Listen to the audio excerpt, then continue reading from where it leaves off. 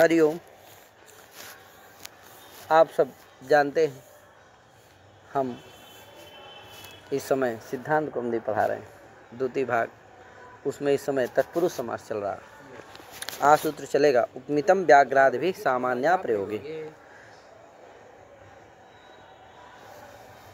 3 पद का सूत्र है, उपमितम, व्याघ्रादि भी और सामान्या प्रयोगे। कहे उपमितम प्रथमांत है, व्याघ्रादि भी तृतीयांत है, सामान्या प्रयोगे समस्त सप्तम्यंत है। सामान्य से अप्रयोगे, सामान्य से अप्रयोगः सामान्य प्रयोगः और तस्मिन् सामान्य प्रयोगे। सामान्य का यदि अप्रयोग हो तो सामान्य का प्रयोग ना हो। सामान्य में सामान्य वचन का यदि प्रयोग ना हो तो उपमितम, उपमित का व्याघ्राद भी समासो भवति है कि नहीं। उपमित प्रकृतिकम सुबंतम, व्याघ्राद भी व्याघ्रादि प्रकृति के समर्थे सुमंत ही सावा समस्यते यदि सामान्य प्रयोगो न भवति चेत, है कि नहीं। सामान्य वचनस्य प्रयोगः न भवति चेत, है कि नहीं। उसी लिए देखो लिखा है वृत्ति में, उपमेयम व्याघ्राद भी सा प्रागवत साधारण धर्मस्य अप्रयोगे। सामान्य वचन अभी पीछे बताए थे। सामान्य वचन माने सामान्य वो होता है, उपमान उपमेय उभय वृत्ति धर्म साधारण सामान्य धर्म है कि नहीं।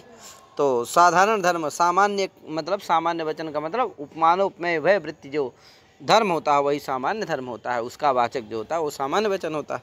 तो सामान्य का मतलब साधारण धर्म, इसीलिए लिख दिया साधारण धर्म से अप्रयोग। माने साधारण धर्म वाचक जो शब्द है उसका प्रयोग नहीं होना चाहिए। विशेष पूर्व निपातार्थम सूत्रम, ये भी विशेष जो होगा उसका पूर्व निपात करने के लिए ये सूत्र है। अन्यथा विशेषण उसी से सिद्ध हो जाता है। किसे? विशेषणम विशेषण बहुलम से। ठीक है। पुरुष व्याघ्रः नृसोमः व्याघ्रादिराकृतिगणः सामान्य प्रयोगे किम पुरुषो व्याघ्रैव शूरः। ये तो इसकी वृत्ति है। का देखो उदाहरण है पुरुष व्याघ्र, पुरुष व्याघ्र, पुरुषो व्याघ्रैव, पुरुषो इव। पुरुष क्या है? व्याघ्र के समान है। तो यहाँ देखो उपमित कौन है? पुरुष। उपमित कौन है? व्याघ्र के सदृश कौन है? पुरुष। तो उपमान कौन हुआ? व्याघ्र। और उपमित कौन हुआ? उपमेय कौन हुआ? पुरुष, है कि नहीं। तो उपमितम कौन हो गया? पुरुष। तो उपमित प्रकृति सुबंत हो जाएगा पुरुषो, उसका व्याघ्र सु के साथ क्या हो जाएगा? समास हो जाएगा। व्याघ्रादि भी समर्थ सुबंत के साथ क्या हो जाएगा? व्याघ्र के साथ समास हो गया। तो क्या बन गया? और उपमितम ही पूर्व प्रयोग होगा। उपमितम क्या है? प्रथमांत है, उसी का पूर्व प्रयोग होगा। तो जो पुरुष विशेष है उसी का क्या होगा? पूर्व प्रयोग हो जाएगा। तो क्या बनेगा? पुरुषो व्याघ्र, पुरुष व्याघ्र। क्या बनेगा? पुरुषो व्याघ्रैव इति पुरुष व्याघ्र, है कि नहीं। और यहाँ सामान्य प्रयोग भी है, क्योंकि सामान्य प्रयोग मतलब साधारण धर्मवाचक शब्द कौन है? सूर। माने पुरुषः व्याघ्रैव शूरः। तो सूरत्व क्या है? वो जो धर्म है ये सामान्य धर्म है, यानी पुरुष और व्याघ्र दोनों में, उपमान उपमेय दोनों में रहने वाला धर्म है सूर।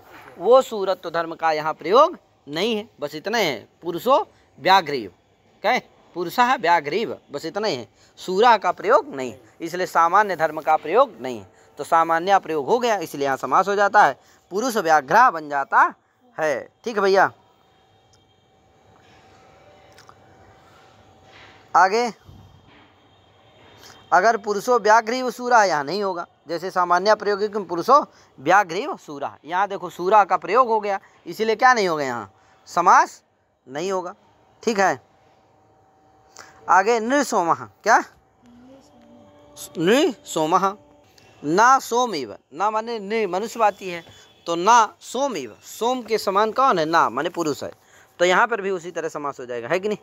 व्याघ्रादि आकृति गण, व्याघ्रादि क्या है? आकृति गण। सामान्य प्रयोग है कि पुरुषो व्याघ्रैव शूरः। यहाँ सूर जो है, सूरत्व का क्या है? सामान्य वचन जो सूर है उसका प्रयोग है, इसलिए यहाँ पर समास नहीं होगा। ठीक है। कोई कहा भैया भाष्याब्धि क्वाति गंभीरः, ये कैयट प्रयोग कैसे लगेगा? क्योंकि अब्धि इव भाष्यम, है कि नहीं। भाष्यम अब्धिरिव, भाष्य क्या है? समुद्र के समान है कि नहीं। गंभीर इव क्वाति, यहाँ पर कैसे समास हो जाएगा? तो कहा भैया यहाँ पर मयूर वंश का आदित्वाद समास हो जाता है, अथवा भाष्यम एव अवधि इति भाष्यावधि, समझे कि नहीं। भाष्य ही अवधि है, समुद्र है, रूपक समास हो जाता है, तो इसीलिए इससे समास नहीं होता है वहाँ, है कर्मधारय समास हो जाता है। ठीक है, कोई कहा ये बताइए कि पुरुषो व्याघ्र सूरा, पुरुषो, यहाँ पर पुरुष शब्द जो है सूर शब्द में सापेक्ष है। सूर शब्द कहाँ जहाँ प्रयोग हो जाता है वहाँ पर पुरुषो व्याघ्र पुरुषा सूरा वर्तते, कहे व्याघ्र के समान पुरुष क्या है, सूर है। तो पुरुष शब्द कहाँ सापेक्ष हो गया, सूर में, समझे कि नहीं। उसका अन्वय कहाँ हो रहा है, सूर में हो रहा है। तो क्या हो गया, सापेक्षम असमर्थवत होता है। जो सापेक्ष होता है वो क्या हो जाता है, असमर्थ होता है। तो समर्थ नहीं रहेगा तो यहाँ समास होगा ही नहीं। तो जहाँ भी सामान्य धर्म का इसी तरह प्रयोग होगा वहाँ सब जगह क्या नहीं होगा, सामर्थ्यादि समास नहीं होगा। समासा भाव स्वतः सिद्ध है, तो सामान्य प्रयोगे रखने की जरूरत है नहीं। वही सामान्य प्रयोगे ग्रहण क्या हुआ, व्यर्थ हुआ। वही व्यर्थ होकर के ज्ञापन किया कि विशेषस्य सापेक्षत्वे सामर्थ्यम भवत्येव, समझे कि नहीं। विशेष यदि सापेक्ष हो तो भी सामर्थ्य रहता है। विशेष से कौन है, पुरुष। वो सूर में यद्यपि सापेक्ष है फिर भी सामर्थ्य रहेगा, समास नहीं होगा, सामर्थ्य रहेगा। तो सामर्थ्य है तो समास होना चाहिए, समास प्राप्त है, समास ना हो जाए इसके लिए सामान्य प्रयोगे ये विशेषण देना सार्थक हो जाता है। जब सामान्य प्रयोग कह दोगे तो समास नहीं होगा, क्योंकि यहाँ सामान्य धर्म का क्या है, सूर का प्रयोग ही है, अप्रयोग नहीं है, इसलिए समास नहीं होगा। समझ गए ना। तो यही सामान्य प्रयोग ज्ञापन करता है कि विशेषस्य सापेक्षत्वे सामर्थ्यम भवत्येव। ठीक है भैया, इसीलिए राजपुरुषा सुंदरा, पुरुष का सुंदर में अन्वय के अभिप्राय से भी समास हो जाता है, वहाँ सामर्थ्य का विघात नहीं होता है। ठीक है भैया।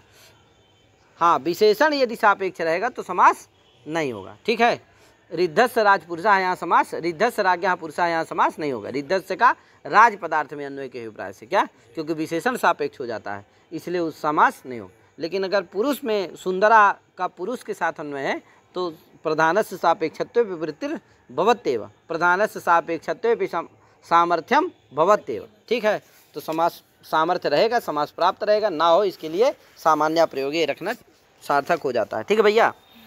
आगे विशेषणम विशेषेण बहुलम सूत्र है। क्या है, विशेषणम विशेषेण, विशेषणम का मतलब क्या है, तो विशिष्यते अनेन इति विशेषणम, है कि नहीं। विशिष्यते अनेन इति विशेषणम, ये विशेषण की व्युत्पत्ति है। इतरस्मात् व्यावर्तकम इत्यर्थः, इतरस्मात् व्यावर्तकम।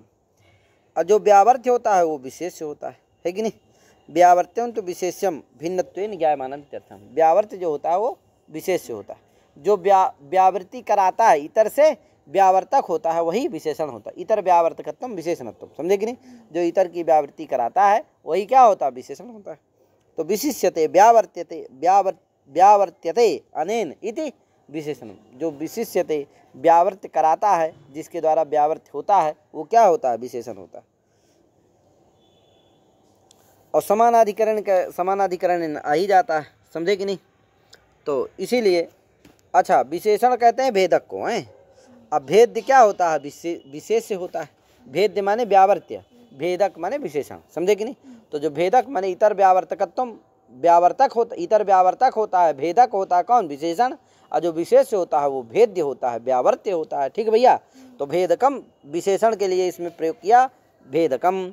अब भेद्य किसके लिए प्रयोग किया, विशेष के लिए। तो सूत्र का अर्थ हो जाता है भेदकम माने विशेषणम, विशेषण प्रकृतिकम सुबंतम, समानाधिकरणेन भेद्येन विशेषवाचक प्रकृतिकेन समर्थेन सुबंतेन सह वा समस्यते बहुलम समस्यते, सह बहुलम समस्यते असचा तत्पुरुषः। ठीक है। और तत्पुरुषा समानाधिकरण कर्मधारय है, इसलिए कर्मधारय भी होता है। तो नीलम उत्पलम नीलोत्पलम, नीलं चतुरुत्पलम नीलोत्पलम। यहाँ नील और उत्पल है, नीलं चतुरुत्पलम नीलोत्पलम। यहाँ क्या है,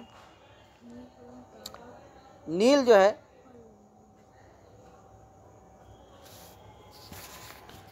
यहाँ नील क्या करता है, नील से इतर जो है उनकी व्यावृत्ति कराता है। कहे नील से इतर जो उत्पल है उनकी क्या करता है, व्यावृत्ति कराता है कि नहीं।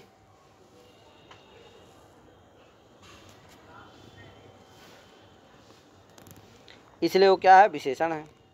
उत्पल क्या है, विशेष है। ठीक है ना। और विशेषणम क्या है, प्रथमांत है, इसीलिए उसी का पूर्व प्रयोग हो जाता है, इसलिए नील का ही क्या होगा, पूर्व प्रयोग होगा, नीलोत्पलम बन जाएगा। नील और उत्पल, उत्पल जो है पुष्प विशेष है। कोई कहा भैया ये बताइए, उत्पल भी क्या करता है, अनुत्पलात नीलम व्यावर्तयति, कहे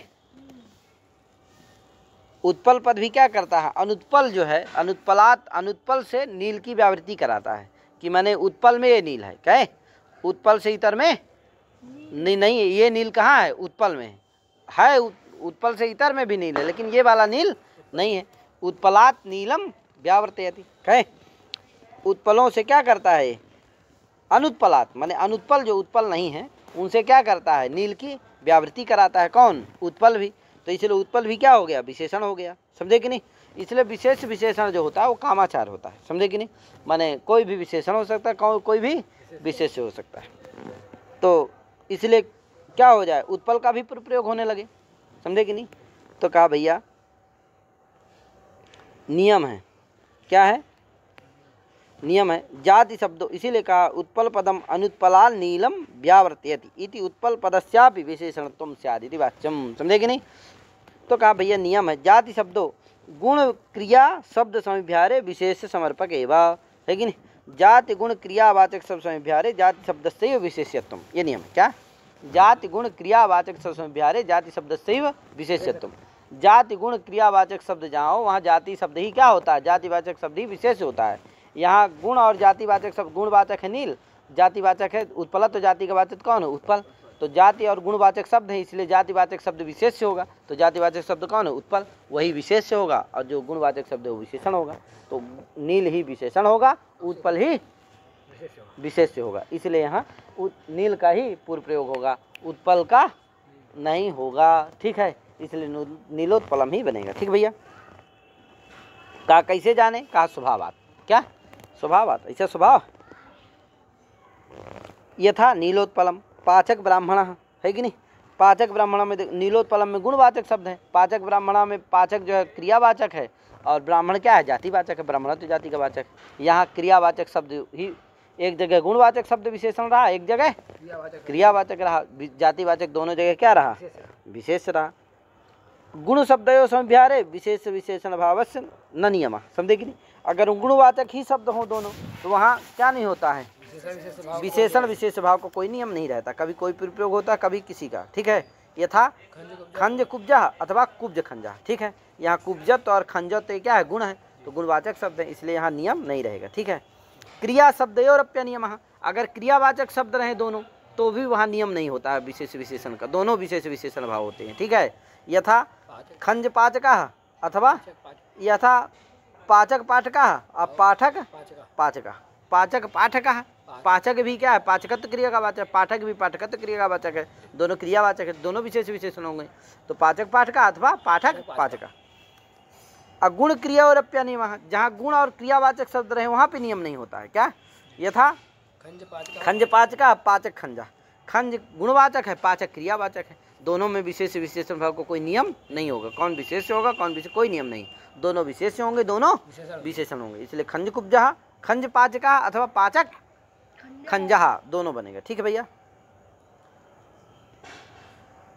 कैलासाद्रि मंदराद्रि अयोध्या नगरी इत्यादि में भी संज्ञा शब्द भी विशेषण समर्पक होते हैं, स्वभावात, समझे कि नहीं। तो कैलाश क्या है, संज्ञा है, मंदर क्या है, मंदराचल पर्वत है, पर्वत संज्ञा है, और अयोध्या क्या है, संज्ञा है, इसलिए विशेषण ही होंगे, विशेष नहीं होंगे, कभी भी नगरी अयोध्या नहीं बनेगा, कभी भी आद्रि कैलाश आद्रि कैलासा नहीं बनेगा, कभी भी आद्रि मंदरा नहीं बनेगा, आद्रि मंदरा, ठीक है। तो इस तरह से इसको समझ लेना चाहिए। असामान्य जाति और विशेष जातिवाचक शब्द जहाँ रहे तो वहाँ विशेष जातिवाचक शब्द ही विशेषण होता है, समझे कि नहीं। सामान्य जाति विशेष जाति शब्दयों समिभ्यारे तो विशेष जाति रे विशेषणम, समझे कि नहीं। अगर दोनों जातिवाचक हैं लेकिन एक अगर सामान्य जातिवाचक है, एक विशेष जातिवाचक, एक ठो माने व्यापक जाति का वाचक है, एक ठो व्याप्य जातिवाचक है, तो वहाँ क्या होगा, विशेष जाति जो रहेगा यानी कि व्याप्य जातिवाचक जो शब्द रहेगा वही क्या होगा, विशेषण होगा, ठीक है। जैसे सिंसपा वृक्षा, तो वृक्षत्व, वृक्ष भी वृक्षत्व जाति का वाचक है, सिंसप भी सिंसप वृक्षत्व, सिंसपत वृक्षत्व व्याप्य सिंसपत्व जाति का व्यापक है, समझे कि नहीं। लेकिन वो सिंसपत्व क्या है, वृक्षत्व व्याप्य जाति है, समझे कि नहीं। सिंसपत्व क्या है, जैसे मनुष्यत्व व्याप्य जाति कौन है, ब्राह्मणत्व जाति, शूद्र, ये सब क्या है, ब्राह्मणत्व व्याप्य जाति है। उसी मनुष्यत्व व्याप्य जातियाँ हैं। उसी तरह से वृक्षत्व व्याप्य जाति कौन है, सिंसपत्व, सिंसप विशेष वृक्षत्व है कि नहीं। तो सिंसप विशेष वृक्षत्व क्या है, वृक्षत्व व्याप्य जाति है। इसलिए विशेष जातिवाचक सिंसप हो गया और सिंसपा हो गया, और वृक्ष सामान्य जातिवाचक वृक्ष हो गया। तो इनमें विशेष जातिवाचक ही विशेषण होगा, तो सिंसप विशेषण होगा, वृक्ष क्या होगा, विशेष हो। सिंसपा वृक्षः बन जाता है, कहे सिंसपाश्चते वृक्षाः सिंसपा वृक्ष। कोई कहा भैया बहुल ग्रहण क्यों करते हो, इसलिए नीलोत्पलम बन गया है। बहुल ग्रहणात् क्वचित नित्यम, कहा भाई बहुल ग्रहण क्यों करते हो, क्योंकि वह आ ही रहा विभाषाधिकारात्, तो विकल्प सिद्ध ही था। पुनः सूत्रे बहुल ग्रहणम किमर्थम, कहा भैया बहुल ग्रहणात् क्वचित नित्यम, कहते बहुल से जानते हो, क्वचित क्या है, क्वचित प्रवृत्ति, क्वचित अप्रवृत्ति, क्वचित विभाषा, क्वचित अन्य देवा विधिर्विधानम बहुधातुम, है कि नहीं। चतुर्विधम बाहुलकम वदन्ति। तो इस तरह से 4 प्रकार का बाहुल होता है। तो इसलिए क्वचित नित्यम, बाहुल ग्रहणात् क्वचित नित्यम भवति, कहीं कहीं नित्य हो जाएगा। जैसे कृष्ण सर्पः, कृष्णश्चासु सर्पः कृष्ण सर्पः, यहाँ क्या हो जाएगा, नित्य समास हो जाएगा। क्यों, क्योंकि यहाँ ध्यान दीजिएगा, क्योंकि इससे कृष्ण सर्पः का अर्थ है गेहुआ रंग का सर्प है, गेहुआ रंग का सर्प, और विग्रह से आता है कृष्णश्चासु सर्पः, यानी काला रंग का सांप, क्या है, गेहुआ रंग का सांप, काले रंग का सांप। तो वृत्ति विग्रह समानार्थक तो बन पा रहा है, इसीलिए यहाँ क्या होता है, विग्रह होता ही नहीं। कृष्ण सर्पा यहाँ सीधे समास हो जाता है, कृष्ण सु सर्प सु समास हो गया, कृष्ण सर्पा बन गया, इसीलिए क्या है, नित्य समास है। ठीक भैया। तो बाहुल ग्रहणात् क्वचित नित्यम हो गया, नहीं तो यहाँ नित्य हो पाता, समास नहीं हो पाता। क्वचिन ना, कहीं कहीं होता भी नहीं है। रामो जामदग्न, जम रामश्चासु जामदग्न इति रामो जामदग्न, यहाँ होना चाहिए लेकिन नहीं हो गया, क्योंकि राम है वही जामदग्न है। राम माने परशुराम, वही क्या है, जमदग्नि के पुत्र हैं, जामदग्न, जमदग्ने है पत्यम, जामदग्न। आगे सूत्र है, पूर्वापर प्रथम चरम जघन्य समान मध्यम मध्यम वीराश्चा, ये सूत्र है। क्या कितने पद का सूत्र है, 2 पद का सूत्र है, वीराह और चा, इधर इतर योगदान से पूरे में है। तो देखो इसमें पूर्व अपर प्रथम चरम जघन्य समान मध्य और मध्यम और वीर, इतने शब्द हैं। चा जो है प्रथम पद है, इनका समास कर लेना। तो पूर्वादि नाम विशेषणम विशेषण से ला लेना, विशेषणम विशेषण समानाधिकरण भी आ जाएगा। तो पूर्वाद्य भिन्न विशेषणम, पूर्वाद्य अन्यतम विशेषण प्रकृतिकम सुबंतम, है कि नहीं। पूर्वाद्य भिन्न ऐसा कर लेना, पूर्वाद्य भिन्न विशेषण प्रकृतिकम सुबंतम समानाधिकरणेन विशेषवाचक प्रकृतिक समर्थेन सुबंतेन सह वा समस्यते सचा तत्पुरुषः। इस तरह से इसका अर्थ कर लेना। ठीक भैया, एक बार वो बोल देता हूँ। पूर्वाद्य भिन्न विशेषणवाचक प्रकृतिक सुबंतम, पूर्वाद्य भिन्न विशेषण या पूर्वाद्य भिन्न, पूर्वाद्यन्यतम जोड़ लेना, पूर्वाद्यन्यतम अभिन्न, पूर्वाद्यन्यतमाभिन्न विशेषणवाचक प्रकृतिक सुबंतम, विशेषणवाचक प्रकृतिक सुबंतम। फिर से एक बार बोलता हूँ, पूर्वाद्यन्यतमाभिन्न विशेषणवाचक प्रकृतिक सुबंतम समानाधिकरणेन विशेषवाचक प्रकृतिक समर्थेन सुबंतेन सह वा समस्यते सचा तत्पुरुषा। ये सूत्र का अर्थ कर लेना है। मैंने पूर्वादियों का पूर्वाद्यन्यतम का विशेषण के साथ अभेद समस्या न कर लेना। तो पूर्वाद्यन्यतमा भिन्न जो विशेषण अतः प्रकृति की जो सुबंत, उसका क्या होता है, समानाधिकरण विशेषवाचक प्रकृतिक समर्थ सुबंत के साथ क्या होता है, समास होता है। विशेषणम विशेषण से आ रहा है ना सब।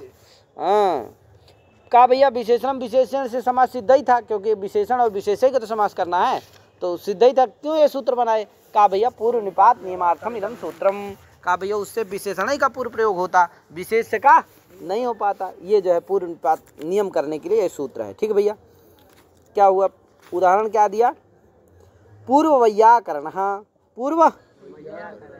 पूर्व वैयाकरण। अब यहाँ देखो पूर्वश्चासौ वैयाकरण, पूर्व वैयाकरण बन जाएगा, पूर्व का पूर्व प्रयोग हो जाएगा, क्योंकि पूर्वा पर इसमें प्रथमांत तो वही है, पूर्व प्रयोग हो जाएगा, तो पूर्व वैयाकरण अपराध्यापकः, है कि नहीं, अपरश्चासु अध्यापकः अपराध्यापकः, यहाँ भी समास हो जाएगा। ठीक है, अपर का अध्यापक के साथ हो जाएगा। वस्तुतः बहुल ग्रहण की अनुवृत्ति आती है तो पाचकादि क्रिया शब्द ही पूर्वादि नाम ऐसा न समासा इति समस्त सूत्रे भाष्ये उक्तम वर्तते। समझे कि नहीं, पाचकादि क्रिया शब्दों के साथ, पाचकादि जो क्रियावाचक शब्द है उनके साथ पूर्वादियों का इनका समास नहीं होता है, ये समर्थ सूत्र के भाष्य में कहे हैं। तो बताओ अध्यापक क्या है, अध्यापयत इति अध्यापकः, अध्यापक शब्द क्या है, क्रियावाचक शब्द है, तो क्या नहीं होगा उसका, पूर्वादियों का यानी अपर का क्या नहीं होगा, अध्यापक के साथ समास नहीं होगा, तो यहाँ समास नहीं होना चाहिए। तो इसीलिए इसको उदाहरण ना करके क्या करना चाहिए, अपर मीमांसका ये उदाहरण देना चाहिए। ठीक, मीमांसक जो है क्रियावाचक नहीं है तो वहाँ समास हो जाएगा, तो इसको ना दे करके क्या उदाहरण देना चाहिए, अपर मीमांसका ये उदाहरण देना चाहिए। ठीक है, आगे देखो, अपरश्चासौ अर्धश्चा इति पश्चार्धा, अपरश्चासौ अर्धश्च इति पश्चार्धा, कहा भैया अपरार्धा बनना चाहिए, पश्चार्धा कैसे बन गया, कहा भैया अपर को पश्चा हो गया, ज़्यादा परेशान होने की ज़रूरत नहीं है। ठीक है अमृत भैया, आज तो तुम यार निकाले हो, बड़ी अच्छी अच्छी निकाले हो, क्या इसको क्या कहते हैं यार, ब्लेजर कहते हैं। अरे वाह वाह क्या बात। तो चलो अमृत है भाई, कुछ भी कर सकता। तो क्या हुआ, अपर को कहता है ये अपरस्यार्धे पश्च भावो वक्तव्यः, पर को पश्च भाव आदि पश्च भाव होता है यानी पश्च आदेश हो जाता है यदि अर्धे अर्धे उत्तर पदे परतः, अर्ध शब्द यदि उत्तर पद में हो तो अपर को क्या होता है, पश्च आदेश हो जाता है। तो अर्ध उत्तर पदे में है, अपरश्चासु अर्धश्च में उत्तर शब्द समासस्य चर्मावयवे रूढ़ा, तो समास का चर्मावयव है, इसलिए क्या हो जाएगा, अपर को पश्च आदेश हो जाएगा। तो कहेंगे पश्च अर्ध मिला दो, दीर्घ हो जाएगा, पश्चार्धा बन जाएगा। ठीक है भैया, तो अपरश्चासु अर्धा पश्चार्धा, अपरस्यार्धे पश्च भावो वक्तव्यः, ये याद रखना, वार्तिक है। इसे प्रथम वैयाकरण बन जाएगा, प्रथमश्चासु वैयाकरण प्रथम वैयाकरण, चरमश्चासु वैयाकरण चरम वैयाकरण, कहे यार मध्यम वैयाकरण, कहे मध्य वैयाकरण, सब बन जाएगा। मध्यान्मा से माँ हो जाता है तो मध्यम बन जाता है, मध्य शब्द से क्या हो जाता है, माँ हो जाता है, तो इसलिए मध्यम वैयाकरण, मध्य भी और मध्यम दोनों लिए जाते हैं, तो मध्य वैयाकरण अथवा मध्यम वैयाकरण, कहे यार वीर वैयाकरण, ये सब बन जाएंगे, इसके उदाहरण है। कोई कहा भैया ये बताइए, आक्षेपति ग्रंथकारः आक्षेपं करोति कथम एक वीरः इति पूर्वकालैकिति बाधित्वा परात्वात् अनेन समासे वीरैकः इति स्यात् बहुल ग्रहणात् भविष्यति। कहा भैया कथम एक वीरः, एक वीरः कैसे बनेगा भैया, पूर्वकालैक इति बाधित्वा परत्वात् अनेन समासे वीरैकः स्यात्। कहा देखो इसमें वीर शब्द का प्रयोग है ना, तो इसलिए प्रथमानिष्ठ वीर शब्द है, इसलिए वीर का ही पूर्व प्रयोग होगा, एक शब्द का थोड़ी होगा, तो इसलिए क्या होना चाहिए, वीर का प्रयोग करके वीरैका ऐसा प्रयोग बनना चाहिए। एक वीरा ये कैसे बनेगा, कहे का नहीं वे पूर्वकालिक सर्वजरत पुराण नव केवला समानाधिकरणेन, इस सूत्र में एक है पूर्वकालिक सर्वजरत, पूर्वकाल एक, तो एक है वो प्रथमानिष्ठ हो जाएगा, इसीलिए एक शब्द का ही पूर्व प्रयोग हो जाएगा, तो एक वीरा बन जाएगा। कहा नहीं भैया पूर्वकालिक इति बाधित्वा परत्वात् क्या करेगा, ये पूर्वकालिक को बाध लेगा, अब बाध करके इसी से समास होगा, किससे, पूर्वापर प्रथम चरम जघन मध्यम मध्यम वीराश्च से समास होगा, तो समास होगा तो इसी से क्या होना चाहिए, एक वीर शब्द का ही पूर्व प्रयोग होना चाहिए, तो वीरैका ही बनना चाहिए, एक वीरा नहीं बनना चाहिए। कैसे एक वीरा बन गया, समझे कि नहीं, इसी चीज को लिख रहे हैं। कथम एक वीरा इति पूर्वकालिक इति बाधित्वा परत्वात् अनेन समासे वीरैका इति स्यात्। का भैया बहुल ग्रहणात् भविष्यति, का भैया बहुल ग्रहण आ जाता है इसमें भी, इसमें बहुल ग्रहणात् क्वचित क्वचित नहीं भी होता है, तो इससे नहीं होगा, किससे हो जाएगा, उससे हो जाएगा, जिससे काम बन जाएगा कि नहीं बन जाएगा। आगे सूत्र है श्रेण्यादय कृतादिभि, श्रेण्यादय कृतादिभि, दो पद का सूत्र है, श्रेण्यादय और कृतादिभि, तृतीयांत है, श्रेण्यादय प्रथमांत है, इसलिए श्रेण्यादियों का ही पूर्व प्रयोग होगा, ध्यान रखिएगा। तो सूत्र का अर्थ क्या होगा भैया, श्रेण्यादय कृतादिभि समानाधिकरण ही समस्यन्ते सच तत्पुरुषः, है कि नहीं, श्रेण्यादय श्रेण्यादियों का, श्रेण्यादय समर्थ श्रेण्यादि प्रकृतिकम सुबंतम कृतादिभिः समानाधिकरणैः समर्थैः सुबन्तैः सह व समस्यते सच तत्पुरुषः। अब देखो इसमें एक वार्तिक है, श्रेण्यादिषु च्वर्थ वचनम कर्तव्यम, ये वार्तिक है। श्रेण्यादिषु च्वर्थ वचनम कर्तव्यम, कहा श्रेण्यादि जो है जब च्वर्थ के प्रतिपादक रहें, यानी अभूत तद्भाव गम्य हो। च्वी प्रत्यय जो है अभूत तद्भाव में होता है कि नहीं, जो पहले ना हो और हो जाए, वो क्या होता है, च्वर्थ वचन होता है। तो च्वर्थ वचन की यदि प्रतीति हो, यानी अभूत तद्भाव अर्थ की यदि प्रतीति हो, तभी क्या होता है, इससे समास होता है। समझे कि नहीं। तो च्वर्थ वचनम च्वी प्रत्यार्थे अभूत तद्भावे गम्ये श्रेण्यादि नाम समासो वक्तव्य। समझे कि नहीं, ये इसका अर्थ है कि च्वर्थ वचन यानी अभूत तद्भावे अर्थे गम्ये सति श्रेण्यादि नाम समासः वक्तव्य। समझे कि नहीं, श्रेण्यादियों का तभी समास होता है जब अभूत तद्भाव अर्थ की प्रतीति हो। तो जैसे श्रेणिया का मतलब है अश्रेणया श्रेणया कृता इति श्रेणी कृता। अश्रेणया जो श्रेणी नहीं थे वो क्या हो गए, अश्रेणी हो गए। श्रेणी शब्द है, क्या है, श्रेणी, ह्रस्व इकारांत है। तो अश्रेणया श्रेणया कृता इति श्रेणी कृता है। तो श्रेणी जस कृत जस समास हो जाएगा तो श्रेणी कृता बन जाएगा। ठीक है भैया। यहाँ भूत तद्भाव अर्थ की प्रतीति है कि जो देखो श्रेणिया उसको कहते हैं शिल्पेन पर्णेन व जीविनाम समूह, जीविनाम समूह श्रेणिया, जो शिल्प अथवा शिल्प और पर्ण आदि के द्वारा क्या होते हैं, जी लेते हैं। जीविका का जो समूह है वही क्या होता है, श्रेणी होते हैं। तो जो पहले क्या नहीं थे, शिल्प पूर्वम शिल्पेन पर्णेन व जीवितुम असमर्थाः इदानीं तेन जीवितुम समर्थाः कृताः इति श्रेणी कृता। समझे कि नहीं, जो पहले शिल्प और पर्ण से जीवन करने में, जीवन बिताने में असमर्थ थे, लेकिन इस समय क्या हो गए, वो समर्थ हो गया। शिल्प और पर्ण के द्वारा वो जीवन बिताने में समर्थ हो गए। पहले कम बिकता रहा होगा, पैसा रुपया कम मिलता रहा होगा, क्या है महाराज। तो शिल्प और पर्ण के, शिल्प माने कला, पर्ण माने पैसा आदि रुपया आदि है। तो शिल्प पर्ण आदि के द्वारा जो पहले जीवन बिताने में असमर्थ थे वो इस समय क्या हो गए, तो अभूत भाव अभूत तद्भाव हो गया, है कि नहीं। अभूत तद्भाव अर्थ की प्रतीति है। अश्रेणया श्रेणी श्रेणया कृता इति श्रेणी कृता। अत्र अभूत तद्भावस्य अर्थस्य प्रतीतिः वर्तते, तस्मात् भवति समासः, तर्हि श्रेणी कृता इति प्रयोगो सिद्ध्यति। अच्छा, ये च्वी प्रत्यांत नहीं है श्रेणी शब्द, श्रेणी शब्द ह्रस्व इकारांत शब्द है। ठीक है भैया। यदि च्वी प्रत्यांत होगा तो वहाँ पर तो नित्य समास होगा। समझे कि नहीं, कुगति प्रादया से क्या होगा, नित्य समास होगा। और वहाँ क्या होगा, चौच से नित्य दीर्घ हो जाएगा, तो श्रेणी कृता बनेगा, दीर्घ इकारांत रहेगा, क्या ह्रस्व इकारांत नहीं रहेगा। भाष्यकार ने श्रेणी कृता ये ह्रस्व इकारांत ही उदाहरण दिया श्रेणी को, ठीक है ना। इसलिए च्वी प्रत्यांत नहीं है, इसको ध्यान रखिएगा। हाँ, उस शब्द की च्वी प्रत्यार्थ में वृत्ति है, ठीक है ना। अभूत तद्भाव अर्थ में समास द्वारा क्या है, श्रेणी कृता इस शब्द की वृत्ति है। श्रेणी शब्द की क्या है, एकार्थी भाव महीना, उस अर्थ को कहने में वो समर्थ है, उस अर्थ को कहता है। ठीक है। आगे सूत्र है अक्तेन न विशिष्टेन आनई, है यार। तो इसको हम कल पढ़ाएंगे। तो आज इतने पढ़ाते हैं। हरि ओम, नमो नमः, जय श्री राम, राधे राधे।